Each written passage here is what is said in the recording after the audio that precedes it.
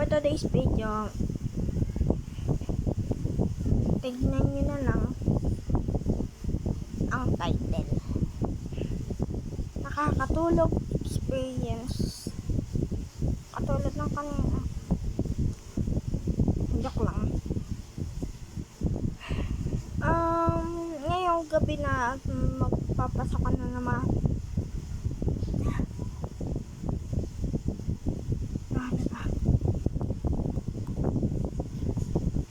Pangit ang buhok ko, ano?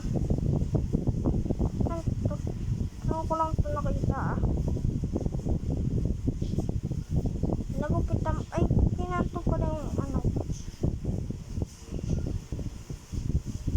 Ganda.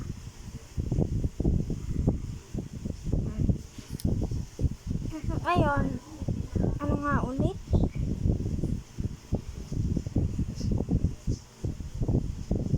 Nung grade 4 yata ako, nakakatulog ako kasi di ako makasagot sa whiteboard. Hindi raw ng ngipin ko. Hindi lang ng ngipin ko. And nung grade 4,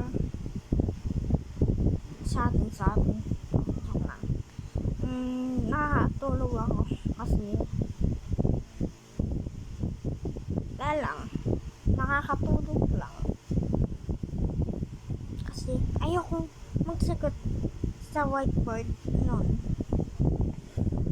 Ngayon kasi ganun pa rin, parang hindi na ako nakakatulog ngayon lang ulit.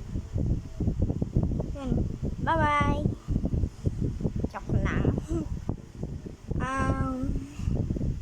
Dapat 3 minutes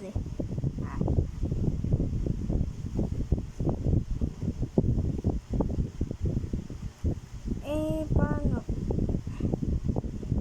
Sino kaya, and shout out na lang sa mga laging inaantok. Kaya naman kayo, may sulat pa yung cellphone. Kung ano naman kasi ni Ella.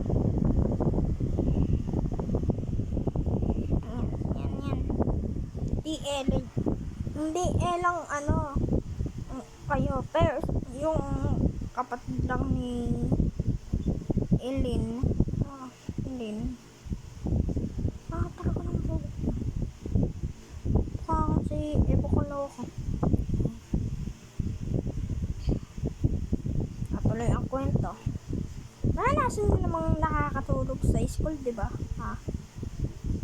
Pati nga si ate, kinuwento sa akin na sa amin pala na nakatulog siya sa klase, pero di naman sa teka, may nag-chat. Okay po, may pasok na po bukas, kainis.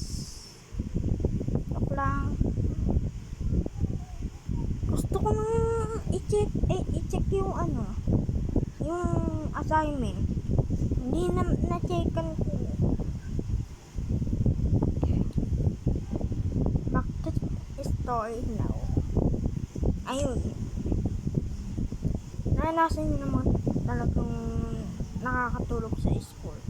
Lalo na yung mga puyat sa ML, ha? Joke lang. Ganun lang rin ako. Pero di nag-ML tuwing gabi pag may pasok ka. Ako po. Part 1 to. Part 2 na yun.